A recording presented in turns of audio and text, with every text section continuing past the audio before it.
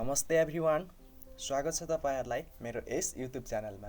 आजको यस भिडियोमा हामी आफ्नो ल्यापटपमा अथवा कम्प्युटरमा एउटा आइफोनको लोगो कसरी डिजाइन गरिन्छ त त्यो सिक्न गइरहेका छौं। सो ढिला नगरिकन भिडियोलाई स्टार्ट गर्छौं। So let's go. सबैभन्दा सुरुमा हामी खोल्नु पर्छ आफ्नो कोरल ड्र। सो कोरल ड्र खोल्नको लागि विन्डोसँग आर बटन प्रेस गर्छौं अनि यस्तो रन कमान्ड हुन्छ।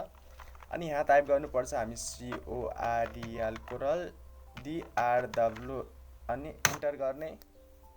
एकैछिनमा कोरल ड्र खुल्छ।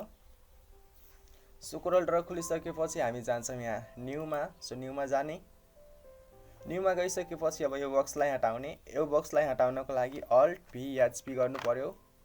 सो यति गरिसकेपछि अब जान्छौं हामी यहाँ टुल लिन। सो हामी लिन्छौं यहाँ इलिप्स टुल। ओके, यहाँ इलिप्स टुल छ यो गोलोवाला। सो यो इलिप्स टुल लिन्छौं हामी। यो इलिप्स टुल लिइसकेपछि अब यसरी सानो यहाँ गोलो बनाइदिन्छौं। यतिको गोलो बनाउँछौं अनि किबोर्डमा रहेको स्पेस बटन प्रेस गर्ने, प्लस बटन प्रेस गर्ने। अब किबोर्डमा रहेको एरोसँग यसरी मिलाइदिने। सो यतिकैमा बाहिर क्लिक गर्ने। अब दुवैलाई सिलेक्ट गर्ने। दुवैलाई सिलेक्ट गरिसकेपछि यहाँ देखिन्छ फर्स्टमा वेल्ड भन्ने अप्सन। सो वेल्ड गर्दिने। वेल्ड भनेको दुवैलाई एउटैमा मर्ज गर्दिन्छ। सो अब यसलाई आवश्यकता अनुसार यसरी हामी ठुलो सानो बनाउन सकिन्छ। यतिको बनाए मैले। अब जान्छ हामी फेरि इलिप्स टुल लिन। सो इलिप्स टुल लिने। अब कन्ट्रोलसँग एउटा सानो यसरी गोलो बनाउने। अब यसलाई लगेर यहाँ राख्दिने यसरी। यसलाई यहाँ लगेर सानो बनाउन सकिन्छ। सो मैले हल्का सानो बनाए।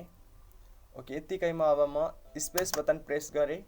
अब यो ठुलो वाला बक्समा क्लिक गरे। अब जान्छु म यसमा कलर हाल्न। सो कलर हाल्नको लागि यहाँ देखिन्छ कलर प्यालेट। सो कलर प्यालेटमा गइसकेपछि अब यसमा हालिदिन्छौँ colour. Left right black colour हालिदिन्छौँ त्यो बक्समा। अनि यो सेतो वाला सानो बक्स छ यसमा पनि हामी हालिदिन्छौँ कलर। यसमा चाहिँ हामी हाल्छौँ left right white colour. So यतिकैमा 80 बनिसक्यो। अब जान्छौँ हामी फेरि इलिप्स टुल लिन। इलिप्स टुल लिन्छौँ हामी। अब इलिप्स टुल लिइसकेपछि कन्ट्रोलसँग फेरि सानो गोलो बनाउने, स्पेस गर्ने, प्लस गर्ने, मतलब यसको डुप्लिकेट बनाउने।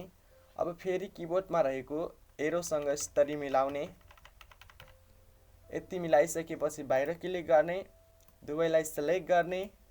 सिलेक्ट गरिसकेपछि यहाँ देखिन्छ थर्डमा इन्टरसेक्ट भन्ने। सो हामी गर्दिन्छौँ इन्टरसेक्ट। अब यता साइडको लागि गर्दिन्छौँ डिलिट। अब यसलाई उठाएर लगिदिने यहाँ। अब यसमा डबल क्लिक गर्ने। डबल क्लिक गरिसकेपछि हाम्रो यस्तो रोटेटको अप्सन खुल्छ। सो अब यसलाई हामी रोटेट गर्न सक्छौँ आफ्नो आवश्यकता अनुसार। अब किबोर्डमा रहेको एरोसँग यसरी मिलाइदिने। सो हल्का मिलेन, अझ यता गर्छु म। सो अब यसमा चाहिँ हामी कलर हालिदिन्छौँ। कलर हाल्नको लागि फेरि जानु पर्यो यहाँ कलर प्यालेटमा। यसमा नि ब्ल्याक कलर हालिदिन्छौँ। सो फाइनल्ली हाम्रो चाहिँ आइफोनको लोगो बनिसक्यो। Okay, thank you for watching this video.